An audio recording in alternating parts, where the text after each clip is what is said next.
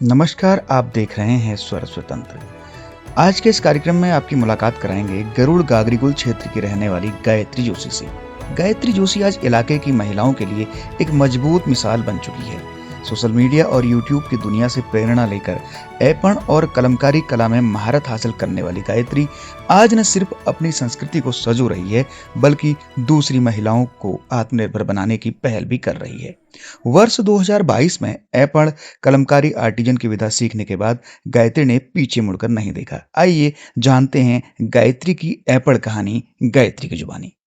पहले तो अपना परिचय दे दीजिए, आप हमारे दर्शक जानना चाहेंगे आपका परिचय। नमस्कार, मेरा नाम गायत्री जोशी है और ऐपण आर्ट को करते हुए मुझे पिछले कुछ 4 साल हो गए हैं, जिसे मैं जेएसएस से कोर्स लेके आई हूँ ऐपण आर्ट का, कलमकारी आर्टिजन जो लोग सीख रहे हैं। मुझे खुशी है कि बच्चे सीख रहे हैं और हमारी संस्कृति को आगे बढ़ा रहे हैं। मेरे लिए केवल ऐपण कला ही नहीं बल्कि उत्तराखंड का एक अभिन्न हिस्सा है, जो मेरे द्वारा या हमारे आस पड़ोस कोई भी व्यक्ति जो करता है कार्य, वो अपनी संस्कृति को आगे बढ़ा रहा है। आपने कहाँ से प्रेरणा मिली आपको ये ऐपण आर्ट सीखने की? ऐपण आर्ट सीखने की जब मेरी चाची करती थी ऐपण आर्ट, तो मुझे लगा कि मुझे भी करना चाहिए और अपनी संस्कृति को आगे बढ़ाना चाहिए, जिससे कि लोग इस संस्कृति के बारे में जाने और ये संस्कृति आगे मंच तक पहुंचे।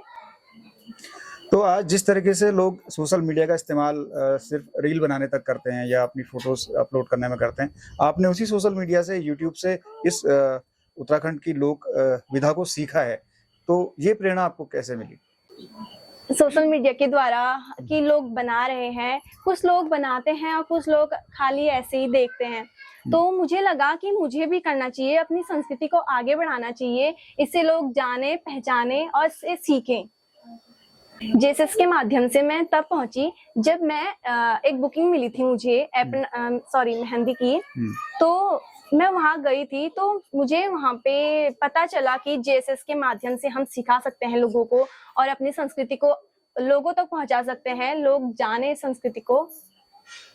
तो क्या आपको लगता है कि इस तरह के रचनात्मक कार्यों से आपको आजीविका में भी मदद मिल रही है कुछ? आजकल युवा इधर उधर भटक रहे हैं काम की तलाश में, रोजगार की तलाश में, तो मेरे अंदर एक सवाल आया कि मैं भी करूं और अपनी संस्कृति को लोगों तक पहुंचाऊं। ये मेरा रोजगार का माध्यम भी है और हमारी संस्कृति से जुड़े संस्कृति का एक अभिन्न हिस्सा है।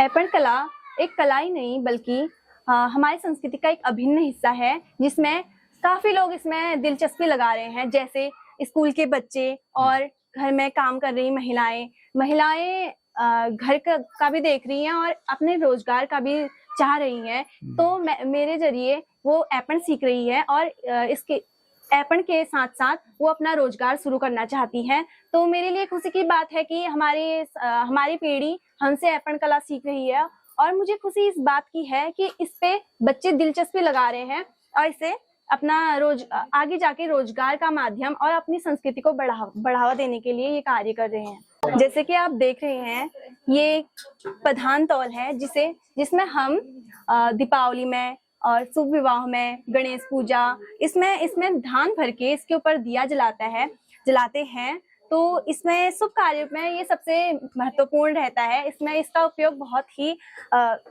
शुभ होता है।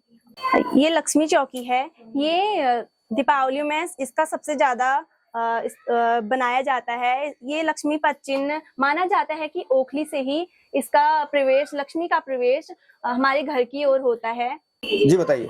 पहले से लोग ऐपण बिस्वार पेस्ट और गेरुए मिट्टी से शुरुआत करते थे, पर आधुनिक समय के चलते हुए अपने अलग अलग चीजों पर डिजाइन करने लग गए, जैसे कप प्लेट और होम डेकोरेशन के लिए क्लॉक और वॉल हैंगिंग के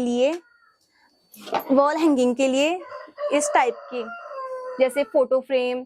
मैंने केवल इसमें शिव नहीं बल्कि अपनी कहानी के रूप में इसे रचा गया है। तो आपको कितना टाइम हो गया सीखते हुए यहाँ? मुझे ये ऐपण सीखते हुए 2-2.5 महीने करीब हो गया है। जून से चला था ये सितंबर तक का है। तो इसमें हमें थोड़ा ये गायत्री द्वारा सिखाया गया था। तो इसमें थोड़ा सा पेंट, पहले तो मैं बहुत कम बनाती थी, उतना अच्छे से नहीं था, लेकिन अब बहुत कुछ सीख लिया है मैंने यहाँ पे आके। तो इसमें क्या था, पहले से जो था मम्मी लोगों के जमाने में हम लोग ना बिस्वार से और गेरुए से लिखते थे। वो परंपरा हमारी अभी भी छूटी नहीं है, क्योंकि वो परंपराएं हम कभी कभी जैसे नॉर्मली हम नामकरण वगैरह में, शादी वगैरह में उसको यूज करते हैं, लेकिन अभी फिलहाल जो हमारा डेली के लिए रखना है ना, जो उस चीज के लिए तो हम पेंट वाला ही काम करते हैं। जैसे डेली वगैरह है और ऐसे बनाने हैं गिफ्ट वगैरह, ये सब चीजों के लिए हम इसको पेंट से ही करते हैं। बाकी नॉर्मल छोटी मोटी चीजों के लिए तो हम अभी भी गेरुआ और बिस्वार को ही यूज करते हैं। एपन आर्ट पहला हमारे उत्तराखंड तक ही सीमित था, लेकिन जो अब हमारे जो नई नई जनरेशन के जो बच्चे आ रखे हैं, इन्होंने सोशल मीडिया के उससे काफी मतलब इसमें वो हो रही है, उन्नति हो रही है। अब एपन कला देश विदेश तक, यहाँ बाहर से भी लोग इसको जानने लगे, हमारे उत्तराखंड की संस्कृति को एपन के सोशल मीडिया के जरिए।